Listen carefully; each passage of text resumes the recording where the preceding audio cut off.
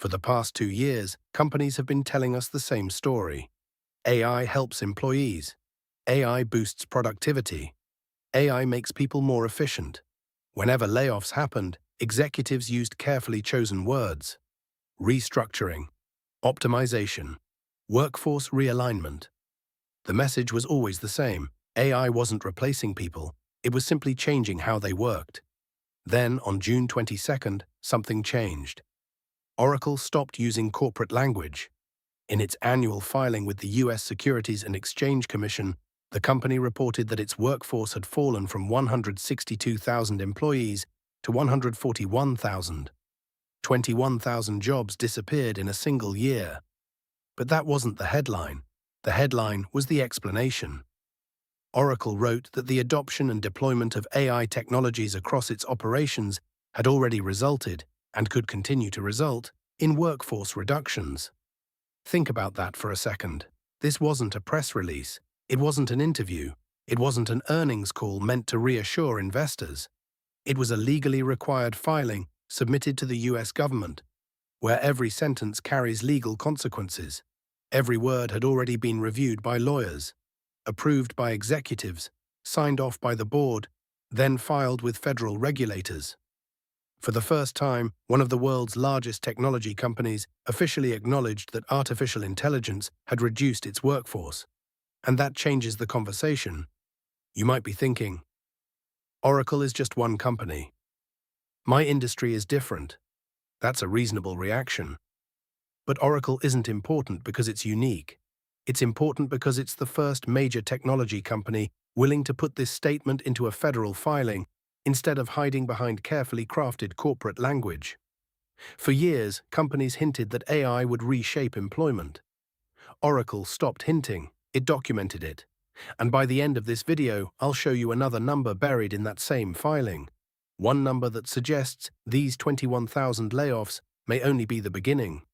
If you're trying to understand where artificial intelligence is really taking the job market, not through headlines, but through official documents, subscribe to the channel. Every week we break down the data behind the biggest AI stories and separate speculation from what companies are actually telling regulators. So let's start with one simple question. Why is this filing so different from every AI layoff story we've seen before? The answer is credibility. Most companies describe AI using language that's intentionally cautious. They talk about efficiency, productivity, retraining, supporting employees. Oracle did something very different. It connected AI directly to workforce reductions inside an official SEC filing. That distinction matters because public filings aren't marketing documents. They're legal documents. Companies know regulators, investors, auditors, and shareholders will examine every sentence. Making a false or misleading statement isn't simply embarrassing. It carries legal consequences. That's why this disclosure stands out. Oracle's lawyers approved it, its executives approved it, its board approved it, and then the company submitted it to the SEC. That makes this far more than another corporate announcement. It becomes part of the official public record. The numbers make the story even harder to ignore. Oracle reduced its workforce by 21,000 employees. That's roughly 13% of the entire company in a single fiscal year. It spent approximately $1.84 billion on severance and restructuring, nearly 5 times more than the previous year. Across the technology industry, more than 121,000 employees have already been laid off by nearly 200 companies during 2026. Oracle Health alone is estimated to have eliminated between 8,000 and 10,000 positions. At first glance, you might assume this is simply a healthcare technology story. But Oracle's filing never limits the impact to Oracle Health. Instead, it describes AI adoption across the company's operations. That means finance, sales, customer support, administrative functions, back-office operations. The implication is much broader than one business division, and that's exactly why this filing has attracted so much attention. I'm curious what you think. Were you genuinely surprised to see a company explicitly tell regulators that AI contributed to cutting 21,000 jobs? Or did you already believe this was happening, and Oracle simply became the first company willing to say it publicly? Type surprised or expected in the comments. Because once you see what Oracle did immediately after eliminating those jobs, the story becomes even more remarkable. So far, we've been talking about the layoffs, but the layoffs are only half of Oracle's story. The other half is what the company did next, and that's where everything starts to make sense. During the same fiscal year that Oracle eliminated 21,000 jobs, it increased capital spending by an astonishing 162%. The company invested roughly $55.7 billion building new cloud infrastructure and AI data centers. Think about that contrast. Oracle spent $1.84 billion helping employees leave. Then it spent $55.7 billion building the technology that made many of those positions unnecessary in the first place. Those two numbers aren't separate stories. They're part of the same strategy. The layoffs reduced operating costs. The investment expanded AI capacity. One funded the other. The financial impact was dramatic. Oracle's free cash flow fell to negative $23.7 billion. For most companies, that would trigger panic. For Oracle, it signaled something very different. The company wasn't trying to maximize short-term profits. It was racing to build infrastructure for what it believes will become the next phase of the global economy. Then another announcement changed the scale of the story. Oracle signed an agreement worth roughly $300 billion to provide data center capacity for OpenAI as part of Project Stargate, alongside partners including SoftBank. Pause for a second and think about what that means. The same company reducing 21,000 human jobs is also building one of the largest AI infrastructures ever constructed. Oracle isn't simply adopting artificial intelligence, it's helping build the foundation that other companies will rely on to deploy AI across entire industries. And buried inside the same filing was another warning that received surprisingly little attention. Oracle stated it may initiate additional restructuring plans in the future. In other words, the company isn't presenting these layoffs as a one-time adjustment. It's leaving the door open for more. At this point, you might be thinking, if Oracle is investing tens of billions into AI, surely that creates new jobs too. And that's true, to a point. Oracle's cloud infrastructure business grew 93% during the fourth quarter. For the full fiscal year, cloud revenue reached approximately $34 billion, an increase of 39%. Revenue surged, demand exploded, the business became significantly larger, but the workforce became significantly smaller. That's the real pattern: more AI revenue, fewer employees, higher productivity. It's a model that every major technology company is now studying closely. Because if Oracle can grow faster while operating with fewer people, every boardroom in the industry is asking the same question. Can we do it too? I'd like to know what you think.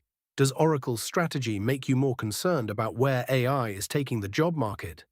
Or do you believe this transition will ultimately create even better opportunities for people who learn to work alongside AI? Type worried or opportunity in the comments, because everything we've discussed so far leads to one final number, a number hidden in the same SEC filing. And once you see it, those 21,000 layoffs stop looking like the main story. They start looking like the beginning of something much larger. Now let's come back to the promise we made at the beginning. There was one number hidden inside Oracle's SEC filing that completely changed the way I looked at this story. That number is $638 billion. That's the value of Oracle's remaining performance obligations. The contracts the company has already signed but has not yet delivered. 1 year earlier, that backlog stood at $138 billion. Now it's $638 billion, an increase so large that the backlog is worth more than Oracle's entire market value. And that's the number almost nobody talked about. Because those 21,000 layoffs weren't the destination. They were part of the transition. Oracle now has hundreds of billions of dollars in AI infrastructure projects already under contract. Those projects still need to be built. The data centers still need to be completed. The cloud capacity still needs to come online, but they won't require rebuilding the same workforce Oracle just eliminated. They require compute, electricity, networking, specialized engineering, and artificial intelligence operating at a scale we've never seen before. The company has already signaled what's coming next. For fiscal 2027, Oracle expects to invest around $70 billion more in capital expenditures, with another $20 to $25 billion expected to be reimbursed by customers over time. More infrastructure, more AI capacity, and according to the filing itself, the possibility of additional restructuring. This is where the story stops being about Oracle, because Oracle's customers aren't small startups experimenting with AI. They're banks, hospitals, retailers, manufacturers, government agencies, companies operating in almost every major industry. During Oracle's earnings call, co-CEO Mike Sicilia made a statement that deserves more attention than it received. He said customers have moved beyond the experimentation phase with artificial intelligence. Think about what that really means. If companies are no longer experimenting, they're deploying. And once AI moves from experimentation to deployment, executives begin asking a very different question. Not what can AI do, but which parts of our business no longer need to be done by people. That doesn't mean every layoff is caused entirely by AI. Even Sam Altman has warned that some companies are using artificial intelligence as a convenient explanation for workforce reductions that have multiple causes. That's an important distinction. Corporate restructuring is rarely driven by a single factor. Markets change, strategies change, leadership changes. But Oracle's filing still marks a turning point. For the first time, one of the world's largest technology companies officially acknowledged, in a legally binding document, that artificial intelligence had already contributed to reducing its workforce. Not in a keynote, not during a product launch, not in an interview, in a document submitted directly to federal regulators. And that changes the conversation. So what should you take away from all of this? If you work in technology, finance, healthcare administration, customer support, or back-office operations, don't ignore what Oracle has documented. Those are exactly the kinds of functions where AI is already reshaping how work gets done. That doesn't automatically mean your job disappears, but it does mean your role is likely to change. The professionals who remain valuable won't simply be the ones who know how to use AI. They'll be the ones who combine AI with judgment, communication, leadership, and expertise that software can't easily replicate. If you manage people, another lesson becomes clear. Every executive team is watching Oracle right now. They're studying a model that combines higher revenue, massive AI investment, and a smaller workforce. Whether they copy it completely or not, every boardroom is paying attention. And if you're planning your career, remember the number we started with, not $21,638 billion, because that number tells the real story. Oracle isn't preparing for the next quarter, it's preparing for the next decade. The layoffs funded the infrastructure. The infrastructure will power the next generation of AI. And that AI will reshape how thousands of companies operate. For years, businesses described artificial intelligence as a tool that would help employees become more productive. On June 22nd, Oracle became the first major technology company to officially tell regulators that AI had already reduced its workforce. That statement is now part of the public record. The question isn't whether AI will continue changing the workplace.